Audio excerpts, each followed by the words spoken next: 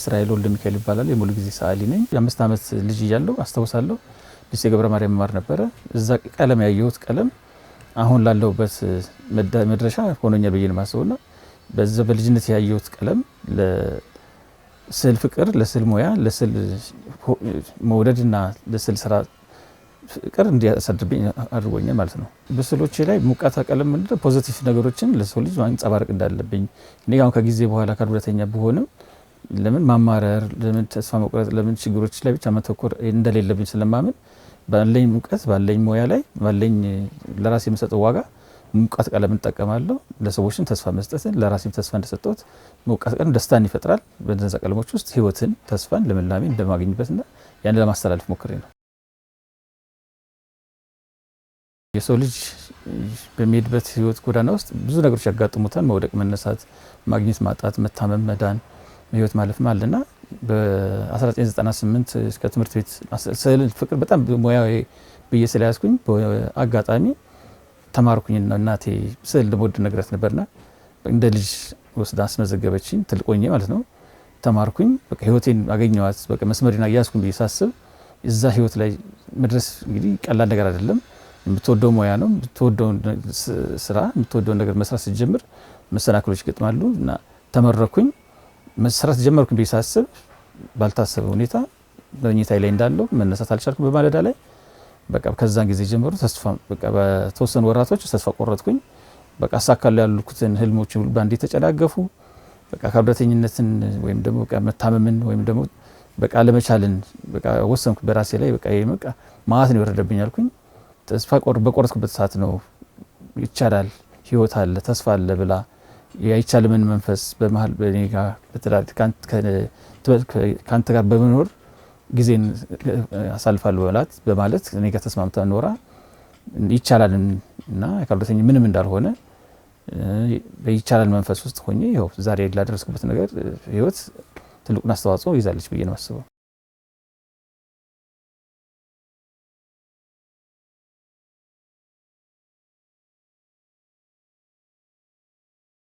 በዚህ ስዕሉ በቃ በህይወቴ ውስጥ ትልቅ ያተረፍኩት ነገር ቢኖር ስዕል መቻሌ፣ ስዕል መውደዴ፣ ለስዕል ያለኝ ፍቅር እኔ የተሰጠሁት በቃ ለስዕል ነው እና ከማግኘቱ ወይም ደግሞ ህይወት ውስጥ ያለ ትልቅ ትሩፋት ወይም ትልቅ መሻገሪያ ድልድይ የሆነኝ ስዕል በመስራት በመቻሌ አተርፌበታለሁ ብዬ ነው የማምነው እና ካልሰራው ኔጌቲቭ ነገሮች እንደሚያጋጥሙኛል። በቃ ተስፋ መቆረጥ፣ ባዶነት እና ያለኝ ጊዜ ምንድነው የጊዜ አጠቃቀምን የጊዜን ዋጋነትን በስዕል ሙያ ውስጥ ነው የተማርኩት እና ለስዕል መሰጠው ዋጋ ትልቅ ነው፣ ድርሻ አለው። በጣም ወዶ ሙያ ነው።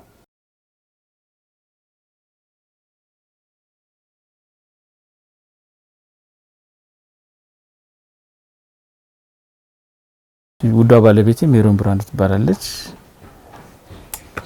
አመሰግናለሁ አብረሽኝ ስላለሽ ሳትሰለች ሳትደክሚ ቅራኔም ሳይኖርሽ አመሰግንሻለሁ። አመሰግናለሁ። የተገናኘ ነው አቢሲኒያ የስነ ጥበብ ማዕከል እየተማረ በእኛ በር ያልፍ ነበረ። በዛ ነው እንግዲህ የተገናኘ ነው እንገናኝ ነበር። ከዛ በኋላ በቃ ጥሩ ወንድሜ፣ ምክንያቱም አካል ጉዳት ሳይደርስበት ነው የምንተዋወቀው። ከዛ በኋላ ነው እንግዲህ ባላሰብኩት መንገድ የጋብቻ ጥያቄ ሲያቀርብልኝ አልፈልግም ብዬ ትቼው ነበር። ግን ከታመመ በኋላ ነው ያገባሁት። ከታመመ በኋላ ነው ስደውል ጠፋብኝና ታሞ ተኝቷል ተባለ። ከዛ ድሮ በቤት ስልክ ነው የሚደወለው በዛን ጊዜ እና እህቱ ጋር ይዛኝ ገባች። በጓሮ መጥቼ በጓሮ ነበር የሚገባው። ከዛ ገብቼ የእውነት አላመንኩም ነበር እንደታመመ የእውነት አላመንኩም እና ቀልድ ነገር መስሎኝ ነበር እኔ አለ አይደለ ያው ከዛ በፊት አገባሻለሁ ብሎ ለእናቱ ተናግሮ ስለነበረ እኔን ሳይጠይቀኝ ለእናቱ ነው የተናገረው። እኔን አገባሻለሁ ሳይል ለእናቱ ተናግሮ እናትየው ደግሞ እጄ ሊያገባ ነው ብላ ለሰው ሁሉ ተናግራ ነበርና እንግዲህ በዛ መካከል ነው ሲጣፋ ደውዬ መታመሙን አወኩኝ። ከዛ በጓሮ ብር መጣን ገባን። ቡና ፍልቼ ጓደኞች ነበሩ። እህቷ መጣጣች አቀራረበች፣ እኛ ፈላው ቻው ተባብለን ተለያየን። እንዴ የእውነት ነው እንዴ ይሄ ህመም አልኩኝ። ከሄድኩ በኋላ ስደውል ሜሮን ህመም ነው ቀልድ የለም አለችኝ እህቱና ስመላለስ ስመጣ የሆነ ድምጽ ሰማለሁ ይላል በቃ እንደዚህ ነው ይላል በቃ እንደዚህ ቁጭ ብለን እየተጫወትን ጓደኞቹ ሁሌም አሉ ይመጣሉ ከዛም በኋላ እንዴ ምን ሆንክ ስለው በቃ አይደለ አይ ምንም ይላል ለኔ ግን ምን ተረዳው የተስፋ መቁረጥ ስሜት ነው በውስጥ የነበረውና ከዛ ያልኩ እየተመላለስኩ እየመጣው ያው ቤቢ ነው የምንለው እኛ ከዚህ ሰፈር መጣችሁ እስራኤል ብትሉ ማንም አይነግራችሁምና ቤቢ ነው የሚታወቀውና ቤቢ ያን ጊዜ ጠየቅኝ ጥያቄ አሁን ተቀብያለሁና እንገባልኩት ምን አለ እንገባ ያው አልጠቅምሽም አረባሽም አሁን ሌላ ሰው ያዥ ያንቺን እድል መስበር አልፈልግም ምናምን አለ ግድ የለህም አልኩና ተኝቼ ማሰብ ወዳለው ተኝቼ ሳስብ እንዴ እኔስ ብሆን የሚል ነገር ነው በቃ እኔስ ብሆን እንደዚህ የነበረ ልጅ እንደዛ ከቀረ እኔስ ብሆን ምን ዋስትና አለኝ የእውነቴን ነው ንፋስ ይነፍሳል ድምጹን እንሰማለን የትምጣ የትሄድ ግን አናቀውም እና የሰው ጤና እንደዛ ነው በዛ የተነሳ ነው እንግዲህ ለምኜ በቃ ጻልጅ እንደማባበል ነው ለምኜ ይሻለኝ ከዛ አላስብም የቤተሰብ እንዴት ነው ምን አለው ምናምን የለም ብቻ ከሱ ጋር መሆኑን ብቻ ነው የፈለኩትና እንግዲህ ስላልበሰልኩ ይሆናል እሺ ሲለኝ የቀለበት መግዣ ብር አምጣልኩ ታውን የታመመ ሰው ይጠየቃል አይጠየቅም ከዛ እሱም ሰጠኝ እኔ በሆነ የእንትን ቁልፍ ምን ይዝበት አለ አይደል ስንገዛ በሷ ቀለበት እጁን ለካውኝና ወስጄ እኔም እሱን ገዝቼ መጣው እንግዲህ ቬሎ መለብስበትን ጊዜ ራሴ አበላሽቻለሁኝና ቪዛ ጋገርኩኝ ጧት ተጠሩ ሰው ጧት ጠራ ከዛ በኋላ ቀለበታችን አደረገ ይሄው እስካሁን አለን ማለት ነው እግዚአብሔር ይመስገን 21 አመት ሆነ አይደለ ከ96 ጀምሮ እንግዲህ ከተዋወቅንበት እስካሁን 21 አመት እና እስራኤል እንግዲህ ያን ጊዜ እንደዛ ባለ ጊዜ ቅድም እንደነገርኩ አይ አረባም ከዚህ በኋላ አልጠቅምም ነበር ያለው ተረባለህ ትጠቅማለህ ሱፍ ታረጋለህ ኮፍያ ታረጋለህ እርግጠኛ ሁን አንተን ብዙ ሚዲያዎች ያዩሃል ስዕሎች ዓለም አቀፍ ይሆናሉ ትወጣለህ በቃ ያላልኩት ነገር የለምና እሱም ጌታ ይባርከው ጥሩ ልብ አለው ጠንካራ ነው እሱን ይዞ ወደሚወደው ስራው ተመልሶ ከወደቀበት ተነስቶ ጠንክሮ በጣም አምሮን አዳብሮ ጠንካራ ልጅ ሆኖ ነው እንግዲህ ከዚህ ሁሉ ደርሶ ቢሸጥም ባይሸጥም ስዕሎቹ ወጣው በመግባታቸው ራሱ ለኔ ትልቅ ነገር ነው 43 ጊዜ ዝግብሽን አድርጓል ባይሸጥ ብያለሁ ሽጠን አይደለም ባይሸጥ ራሱ ለኔ ወጥቶ መግባቱ በጣም ሰርተን ስለተገኘን ነው በዛ ላይ መንግስት ድጋፍ እንኳን ሲጠይቀው ወደ ኋላ ሳይል የሚሰጥ ጀግና ሰዓሊ አካል ጉዳቱ ሳይከለክለው ሳይገድበው በተባለበት ቦታ የሚደርስ ጠንካራ ሰው ነው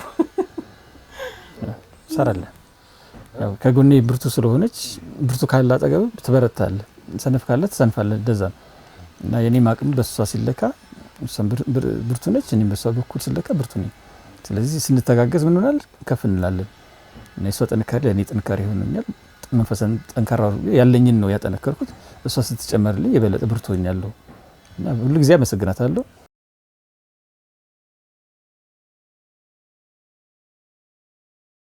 የሚያቀፍ ሰው ራሱ ጥለሽ ጀሚልህ አለ ተሽጂ ከሱ ጋር ምን ትሰሪያለሽ እየጠሩኝ እንዲያል ነበር ውበትሽ ጠፋ ምክንያቱም ማንኛውም ሰው በጣም ቆንጆ ቢሆን ያደር ውበት እየደበዘዘ መሄዱ አይቀርም እና በየሁላችን ቤት በምን አይነት መንገድ እንደሚመጣ አካል ጉዳት ወይም ደግሞ ሰውን ምንደግፍበት መንገድ በየትኛው በኩል እንደሚያገናኘን አናቅም ብዙ ተጽኖች አሉ አዎ ቤተሰቦች ብቻ ናቸው የደገፉ እንጂ ብዙ ሰው ከሱ ጋር ምን ትሰሪያለሽ እሱ ጋር ምን ታደርጊያለሽ ከሱ ጋር እስከመቼ እኮ አይድንም የሚል ብዙ እንትኖች ይመጡባል ይወራወራሉ ለዛ ግን ቀድሜ ራሴን አዘጋጅቼ አምኜበት ነው የገባውትና ምንም አይመስለኝም እግዚአብሔር ይመስገን ይሄው እዚህ ደርሰናል አሁን እኮ ይቅርታ ይጠይቃሉ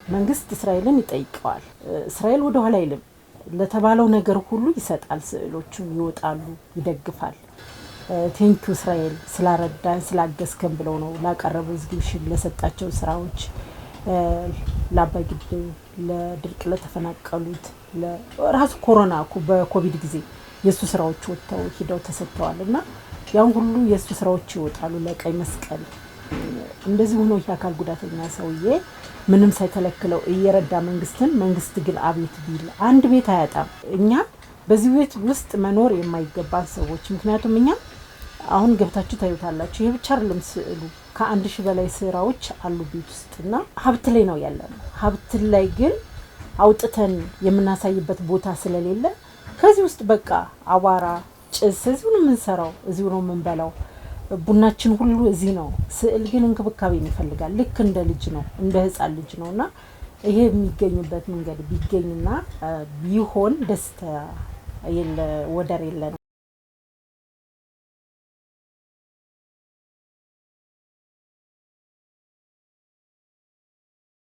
የኔ ውድ በጣም ወድሃለሁ በጣም አፈቅርሃለሁ። ሞት አይቀርም አይደል? ዞሮ ዞሮ ሞት ይመጣል። ሞት ከማንም ቤት አይቀርም። ሁላችን በየተራ እንሄዳለን። ግን እሱ እንኳን ቢሆን አብረን ብንሞት እኔ በጣም ደስተኛ ነኝ። ይሄን እላለሁ። ወድሃለሁ በጣም አፈቅርሃለሁ። አመሰግናለሁ የኔ ውድ የኔ መልካም ሰው እግዚአብሔር እድሜና ጤና ይስጥሽ። ወድሻለሁ አፈቅርሻለሁ አከብርሻለሁ። ያለ መታከት ያለ መድከም ደጋግሜ የምነግርሽ ያለ መታከት ከኔ ጋር ሆነሽ ውድቀቴንም ድክመቴንም ሸፍነሽ አክብረሽ ካንቺ እኔን አስቀድመሽ እዚህ ስላደረሽኝ አመሰግንሻለሁ። እግዚአብሔር እድሜና ጤና ይስጠን። እንዳልሽው አርጅተን በሰላም ከዚህ ዓለም ስንደክም እንግዲህ ያድርገን ብሎ አብረን አመሰግንሻለሁ።